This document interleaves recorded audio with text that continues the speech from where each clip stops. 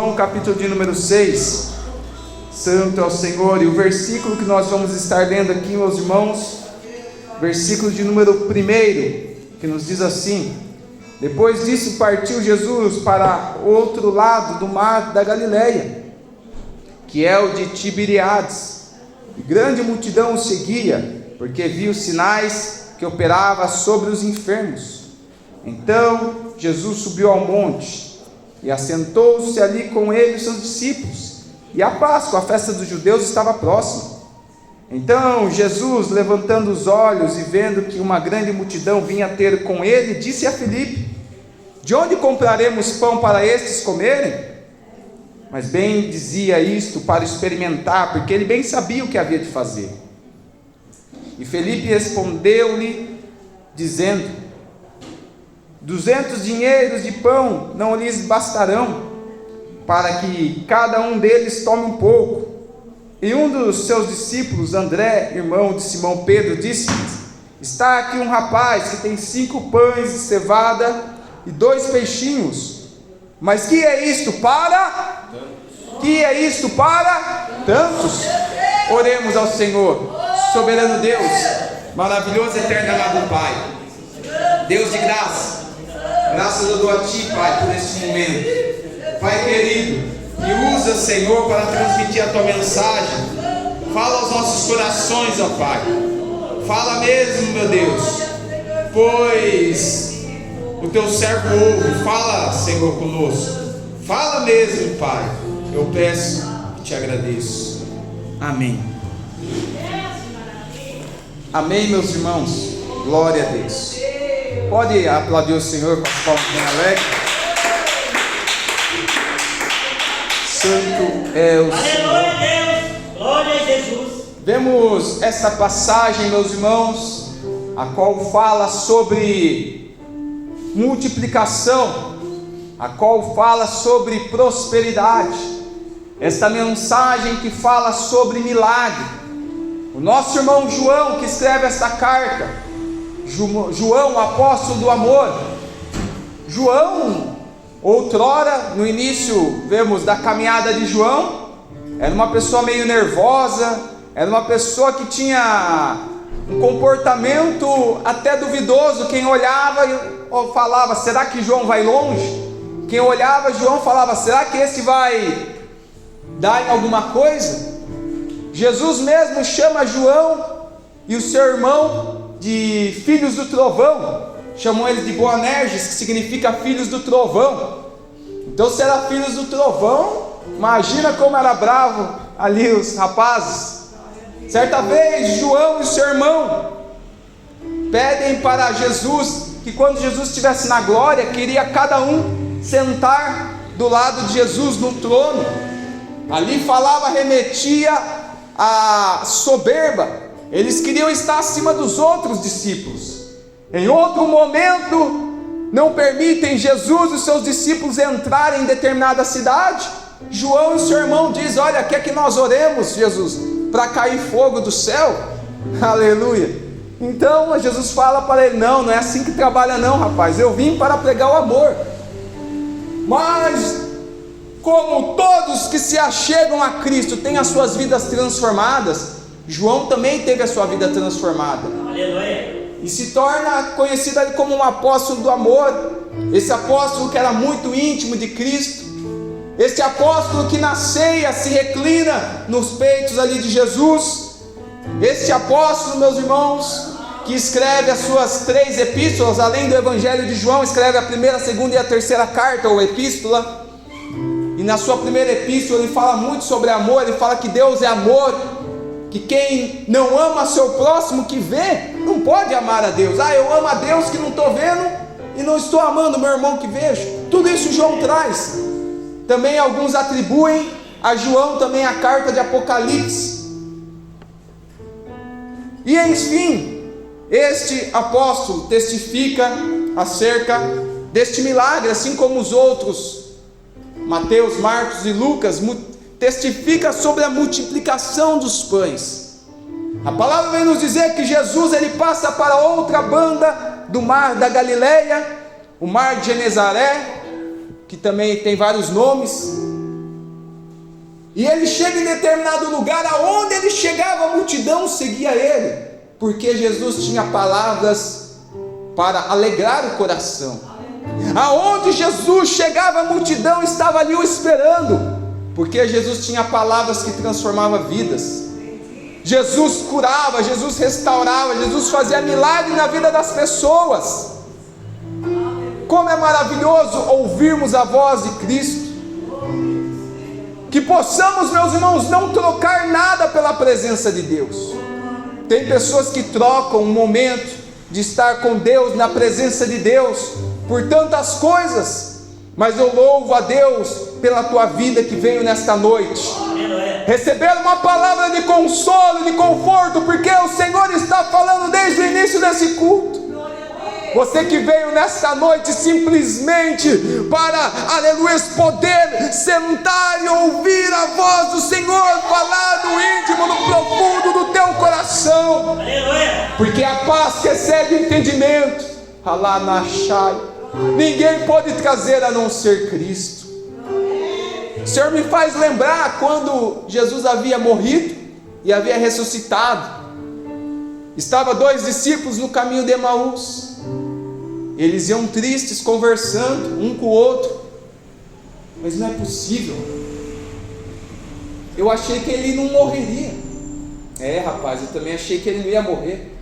A gente achou que ele ia libertar nós sob o domínio de Roma, sob o domínio de César, mas ele morreu na cruz.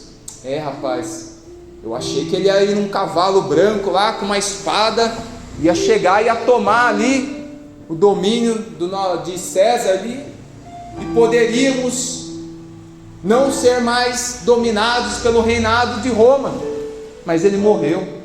E iam aqueles 2 discípulos conversando naquele caminho, cabisbaixo. Aí Jesus chega, mas eles não percebem que era Jesus. E Jesus começa a conversar com eles. O que está se passando com vocês? Aqueles discípulos questionam, mas tu é estrangeiro? Tu não está sabendo do que aconteceu? Do grande profeta Jesus que morreu na cruz do Calvário?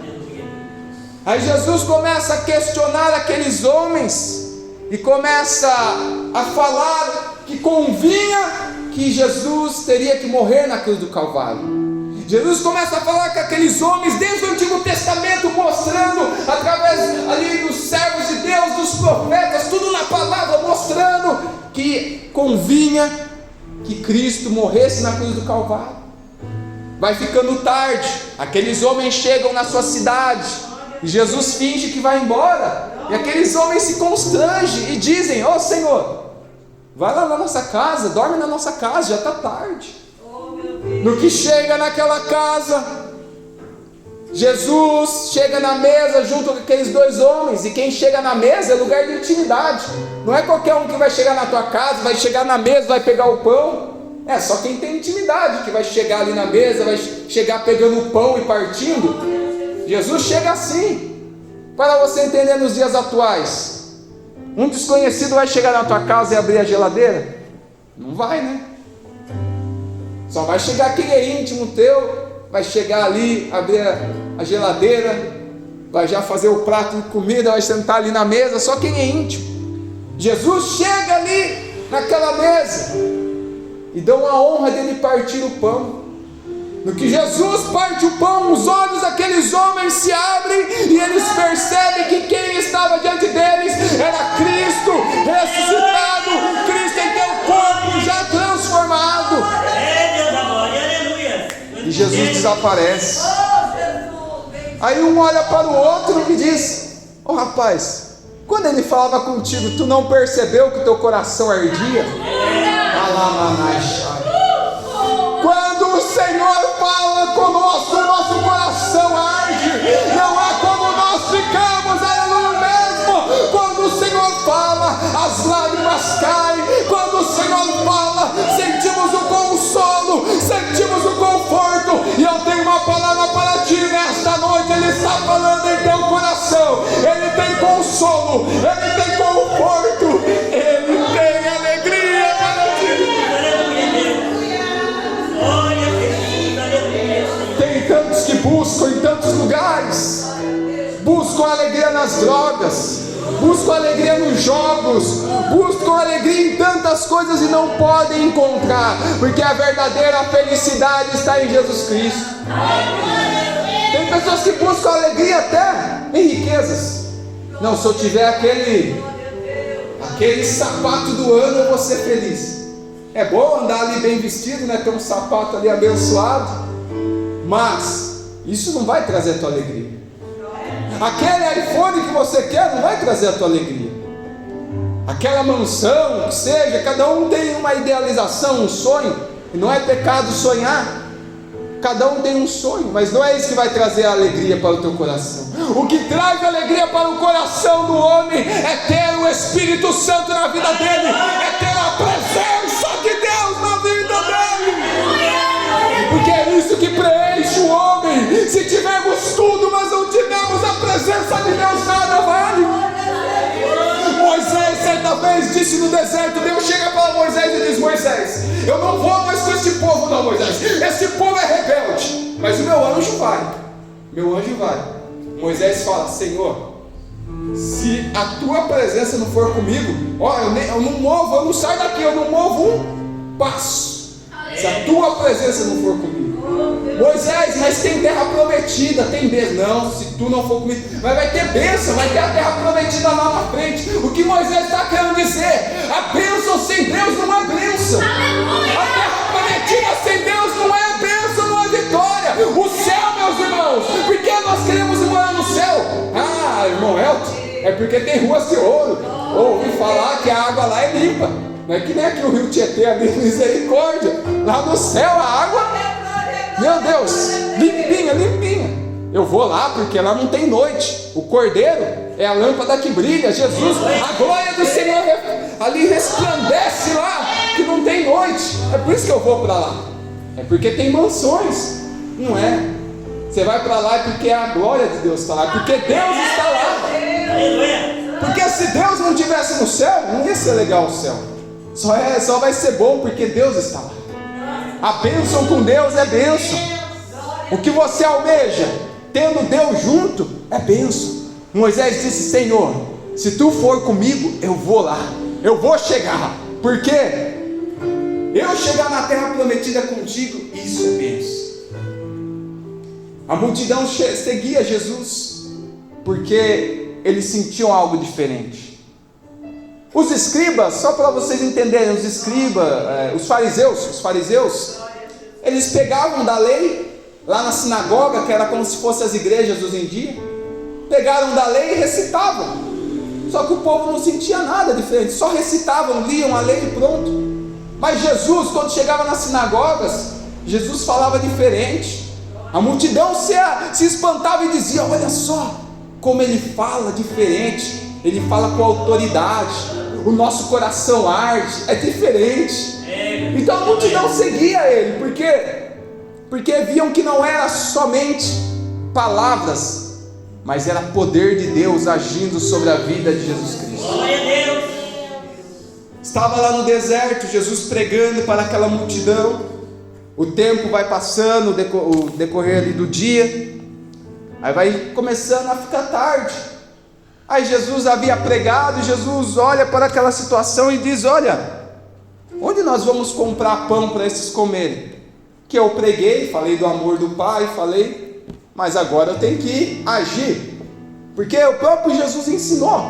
Se eu pregar do amor e depois falar: pronto, agora pode ir em paz, pode descansar, e não der um pão para aquela pessoa, isso está errado.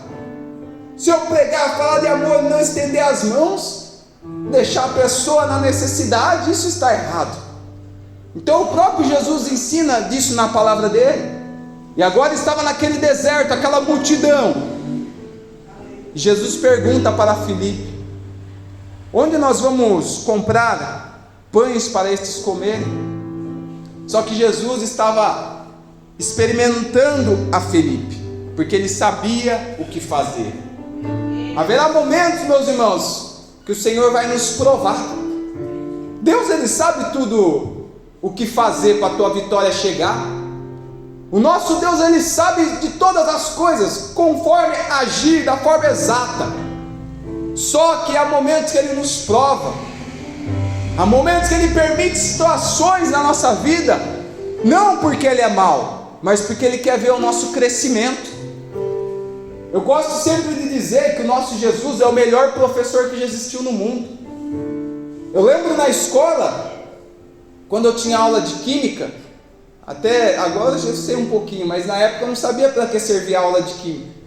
Porque a gente tinha a teoria, via a tabela periódica, fazia os cálculos, isso com isso aqui, oxigênio vira CO2, e ligava os negócios, às vezes fazia as contas erradas, e a professora falava, não rapaz, isso não existe aí, daí fazia os cálculos às vezes errados, mas eu não sabia na prática porque aquilo servia, porque na escola, a aula de química eu fiquei na teoria, e às vezes tem coisas que aprendemos na escola que não vai para a prática, fica só na teoria. Como é bom quando vai para a prática, às vezes você tem uma aula de biologia e vai na prática, ali ver alguma coisa na natureza e por aí vai. Às vezes a aula de história e vai no museu, enfim. Jesus, Ele ensinava, mas não ficava só na teoria. Ele levava os seus discípulos na prática. Jesus ensinou acerca da confiança, de aplicar a fé. E eis que chega um determinado momento, que Jesus estava num barquinho com seus discípulos. Jesus, cansado, porque ficava o dia inteiro pregando, ensinando, às vezes ele ficava até sem almoçar, por amor às almas. Aí Jesus ele vai dormir um pouco no barco, era um momento de descanso, um momento que estava só ele e os discípulos, a multidão não estava mais ali, só ele e os discípulos. Aí Jesus vai dormir, e a tempestade vem. Quando bate um vento, talvez eles estavam tranquilos, havia pescadores naquele barco. Mas na hora, meu irmão, que começa a vir aquelas ondas altas, na hora que o vento fica forte, na hora que ele já não tem mais aquele domínio do barco, aí ele se desespera. Talvez você, talvez você está vivendo um momento assim, você perdeu o domínio, você perdeu o controle da situação. Mas eu venho dizer para ti, você perdeu o controle, Deus não. Fugiu do teu controle, mas Deus está dizendo, do meu controle não fugiu não, eu não perdi o controle não, está no meu controle. Os discípulos ali eram pescadores, mas agora o seu intelecto, o seu conhecimento, a sua experiência já não podia fazer mais nada.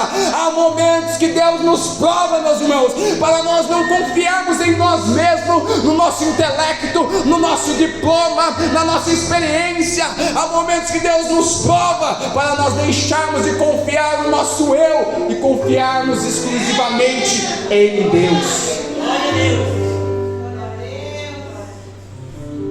Desesperados, eles começam a clamar: mestre, nós vamos morrer, nós vamos perecer, mestre, olha só, a água está entrando no barco, o barco vai virar, nós vamos perecer neste lugar, não há o que fazer. Você está no momento dizendo, não há o que fazer, não tem mais solução, mas eu te apresento Jesus Cristo, o Deus que acalma a tempestade. Jesus levanta a corda naquele barco e diz: vento, tempestade, se acalme neste momento. E aquela tempestade se acalma. Os discípulos ficam espantados. Quem é esse que tem poder sobre o vento? Ele ordena, o vento obedece. Ele ordena, o mar obedece. Quem é esse? Esse é Jesus Cristo que está aqui nesta noite para acalmar a tempestade na tua vida. Esse é Jesus Cristo que está aqui nesta noite para passar juntamente contigo pela provação. Haverá momentos que Ele não vai impedir você de entrar na prova. Jesus não impediu dos discípulos passarem por aquela tempestade. No Antigo Testamento, Deus não impediu de Sadraque, Mesaque e Abednego entrar na fornalha, mas dentro da fornalha Deus livrou aqueles jovens. No meio daquela tempestade, Jesus acalmou aquela tempestade. Ele não vai muitas das vezes nos impedir de passar pela provação, porque se nós não passarmos, nós não teremos crescimento.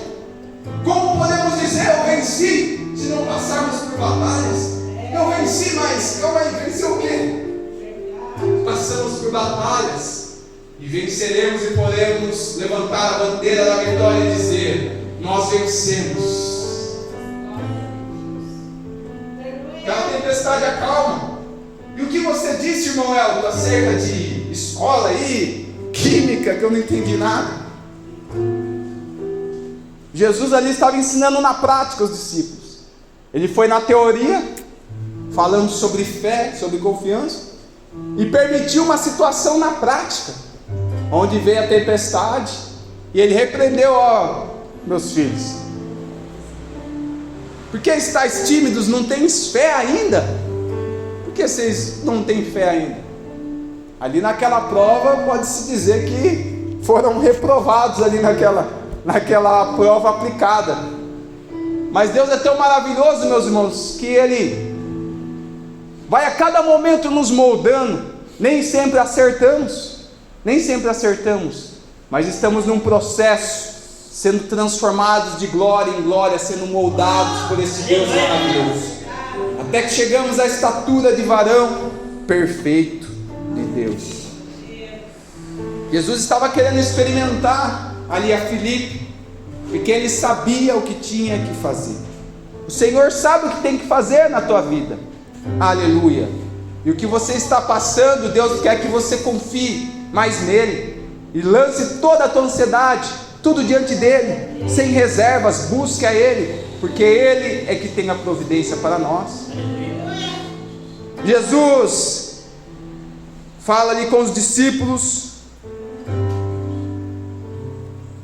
e dizem que havia apenas 5 pães e 2 peixinhos. Mas daí encontram um menino.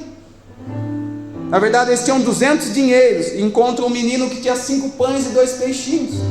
Mas a multidão era grande. O que 5 pães e 2 peixinhos daria para uma multidão? Aí chega agora um ponto importante. Jesus manda os homens se assentarem, se organizarem. Talvez eles não estavam entendendo o que estava acontecendo. 5 pães, 2 peixinhos, e a multidão é enorme. O que será que Jesus vai fazer? Mas um ponto interessante, talvez sem mesmo entender, eles obedeceram a Cristo. Eu venho dizer para ti que a obediência chama a glória de Deus. Isso é notório.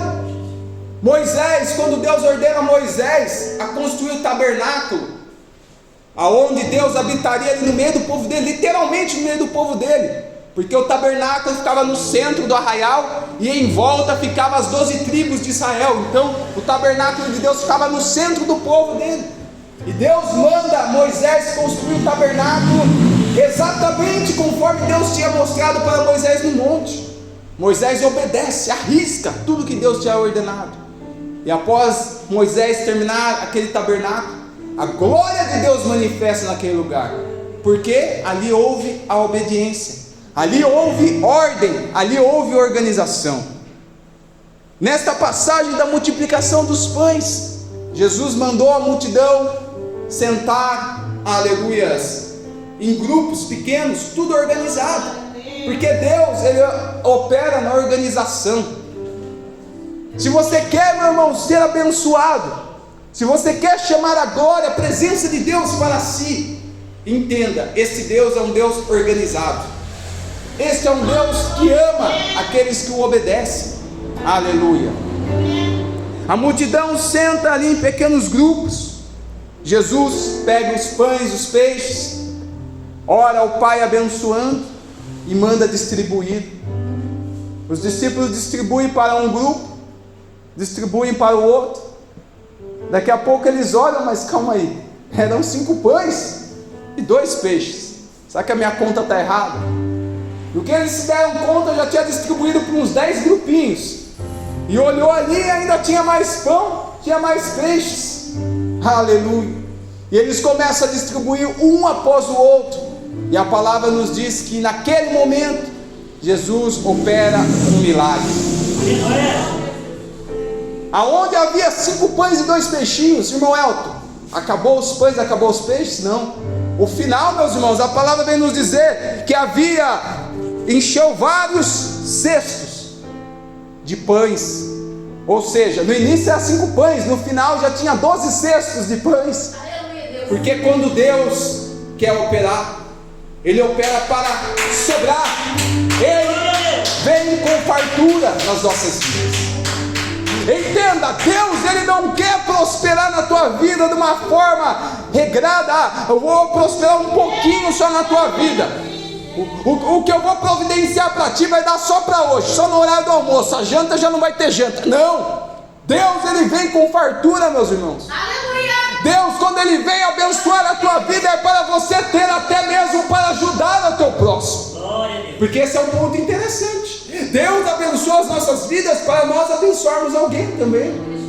Ele prospera nas nossas vidas para prosperarmos também na vida de alguém, para sermos canal de bênção na vida de alguém.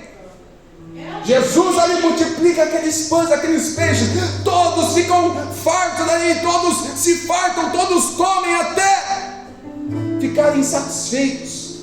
E naquele momento todos contemplam aquele milagre que Jesus fez.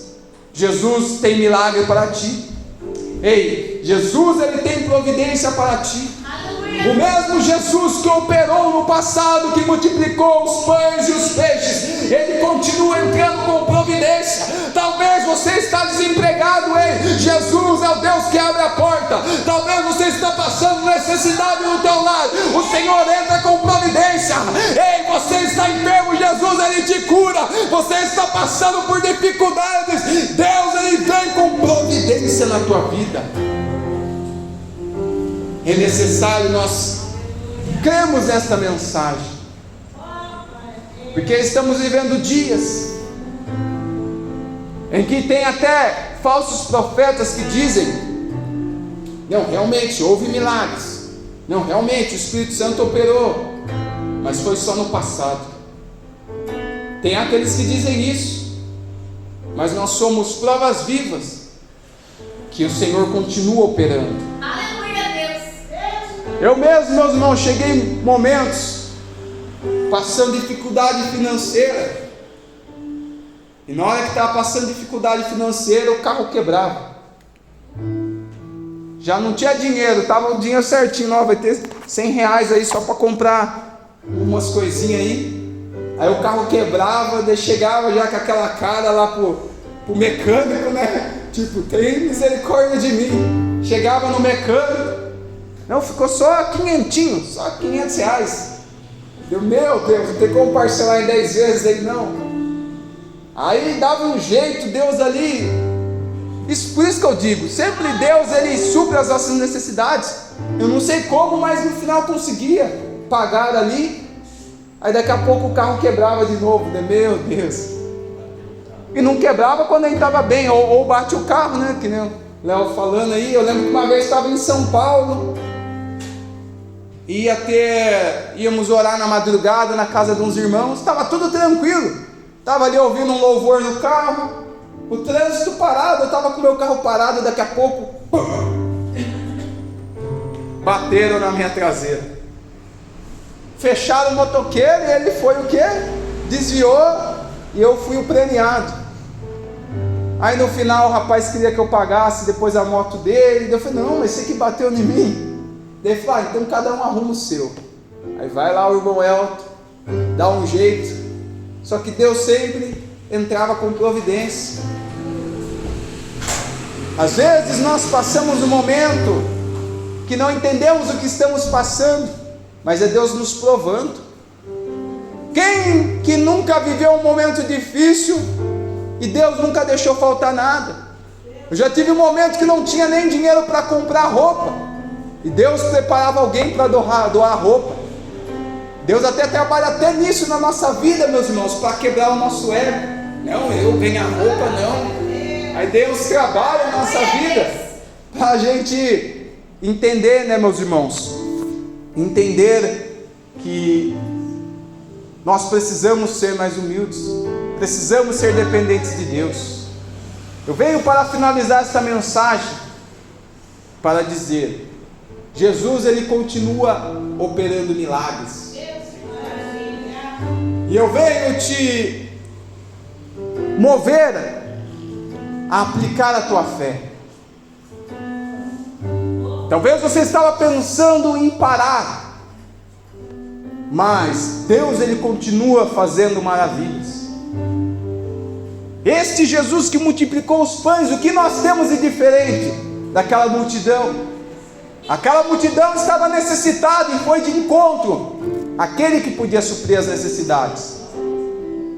Você tem necessidades também, e você está vindo de encontro àquele que pode suprir as suas necessidades, Jesus Cristo. Aleluia. Se coloque de pé neste momento e as palmas bem alegres para Jesus.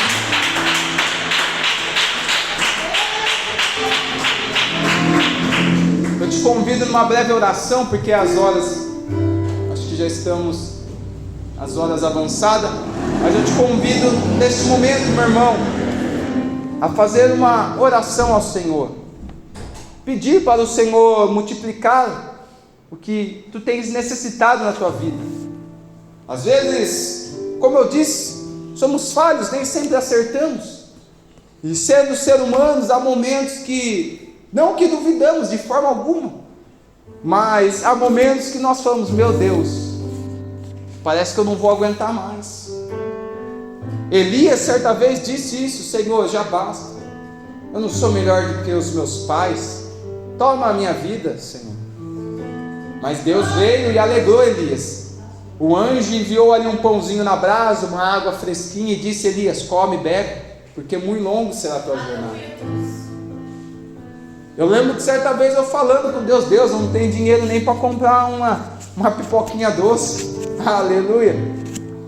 E ali realmente, meus irmãos, eu olhava para o céu e falava: meu Deus, estou vindo trabalhar em outra cidade, pagando gasolina, pedágio, e não vejo dinheiro, mas eu sou servo de Deus.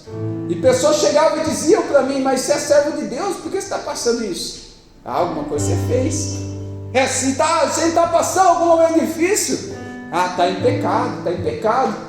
E a primeira coisa que as pessoas falam, e nem sempre é pecado. Mas ali Deus mudou a situação que eu estava vivendo. Sempre haveremos algo na nossa vida, meus irmãos, que precisaremos de uma intervenção divina. E cada uma das provas que passamos não são eternas. O deserto que você passa não é eterno. Como diz o corinho, a luta vem e passa. Uma luta vem, ela passa. Você toma posse da vitória, aí vem outra batalha, você vence. E assim nós vamos seguindo até chegar no céu.